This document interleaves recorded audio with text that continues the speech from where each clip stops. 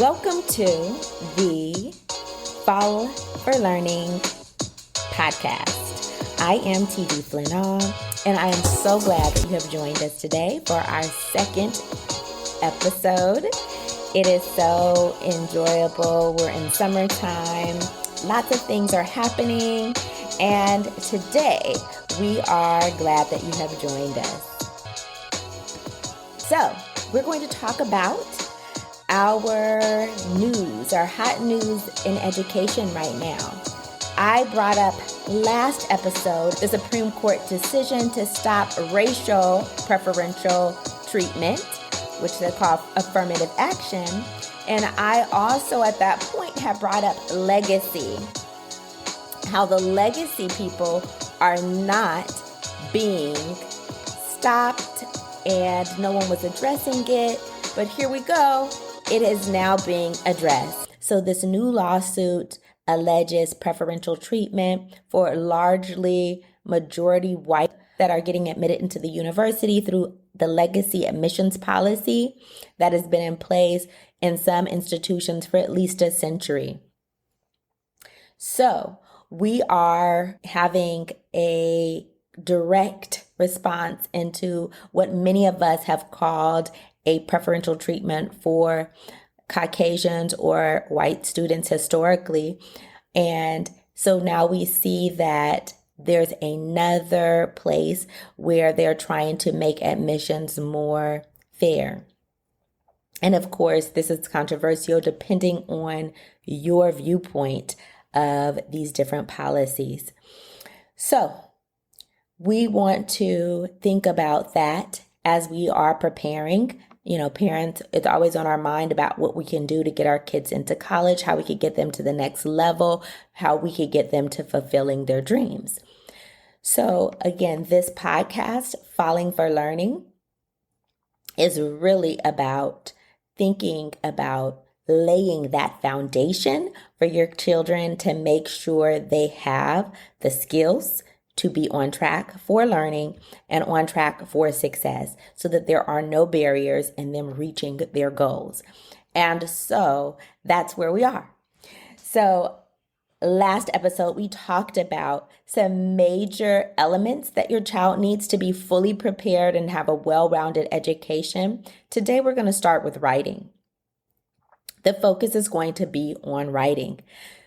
We know that throughout the United States, the writing instruction aspect in schools is actually a neglected skill. All across the nation, we see that students are not performing up to par when it comes to writing.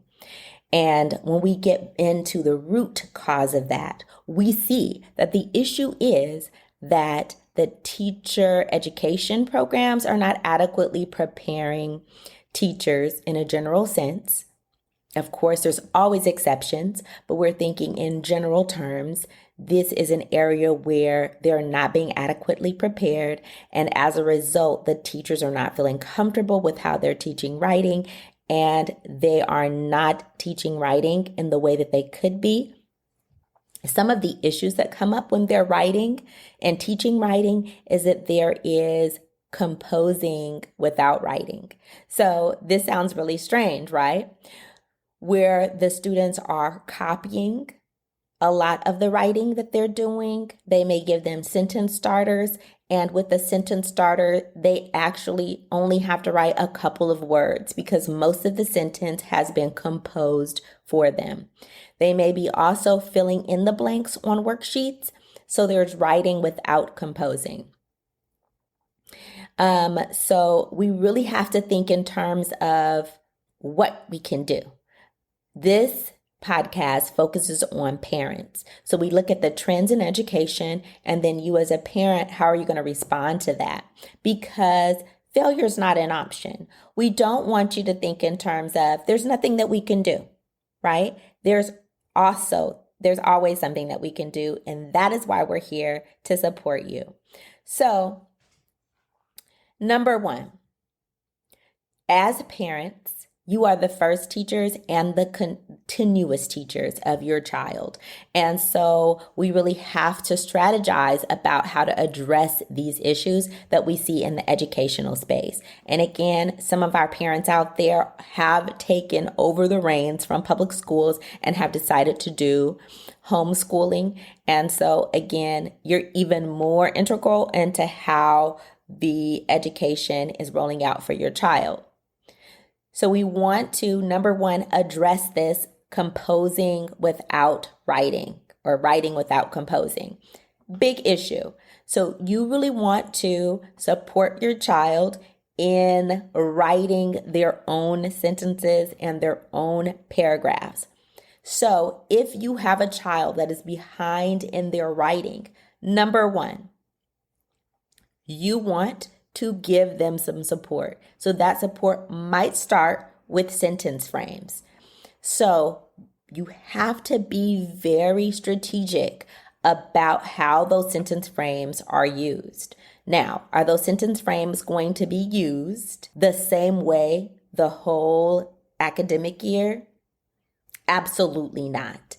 So how do we make changes? So you may need to start, depending on your child's level, with heavy scaffolding. Heavy scaffolding may be a temporary writing without composing, right? So we're giving them the first 5 words and then they fill in a couple of words. We may start there. But be clear with your child when you put this, what we call a scaffold, in place. Be very clear that it is not a continuous support. You are putting it in place to help them and that you're slowly be taking this away. Let them know that the goal is for them to be writing independently without getting any help. And you're going to work them up to that level. So maybe you start with 5 words at the beginning of a sentence and they add 2 or 3. Then you start them with 4 words, give them a week. 3 words, 2 words, 1 word. So you are giving them very little support by the end until they are writing on their own. And always let them know, I'm making the shift now. You are making this progress, and so you're ready for the next level. Celebrate with them. Doesn't have to be a big celebration. Praise goes a long way. Specific praise about them thinking and coming up with their own ideas to complete their sentences and thoughts. The days are flying by. You know you need to buckle down and provide learning activities for the kids to prevent the summer slide. Let me help you out. Join our email list, and in exchange, you will get our freebie, 10 ways to squeeze learning into the busy days. Don't let another day go by without providing fun and learning that will give your child the competitive advantage. Go to tinyurl.com/learn10way. Pre-writing is an umbrella term, meaning before you get to the sentences and the paragraphs, right? So that may come in the form of a graphic organizer where you're writing down phrases and ideas that they are discussing. And then eventually you could get to writing the sentences and paragraphs. But you're talking, giving them think time, because when you're talking, it's part of thinking.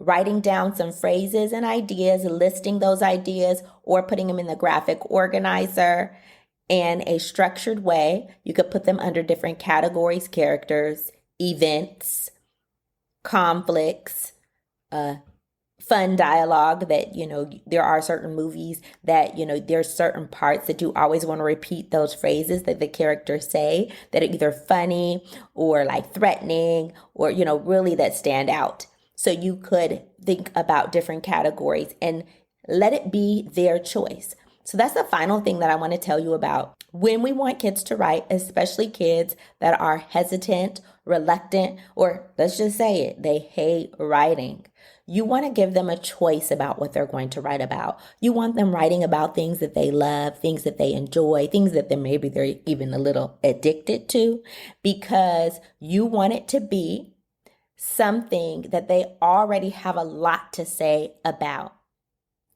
This prepares them in the future when they have to write about topics that aren't their favorite, that aren't part of their strong suit or their preferences. But at first, to whet the appetite, and again, falling for learning has to do with falling in love with learning.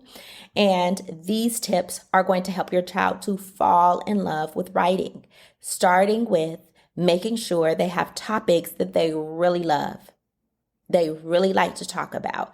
They talk about it all the time. They're bringing it up all the time. When they're playing, this is the topic or the movie or the game that they are playing with or acting out or duplicating or dressing up as. So those are really easy topics when you're around your child. You know what those are, and you can have them talk about it, and it'll help them to write about it. So all of what we talked about is just talking about first draft writing.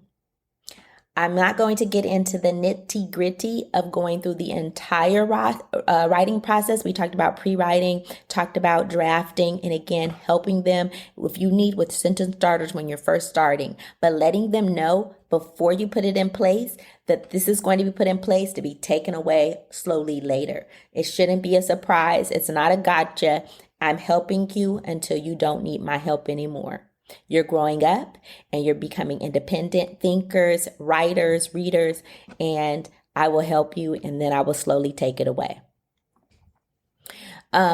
So later on, we'll talk about in our next episode about the writing process. But the quick thing that I want to say, when they get their information down, they get a first draft, celebrate it. Celebrate. Again, I feel like a lot of parents, and I've been there, I'm a parent, so I've been there.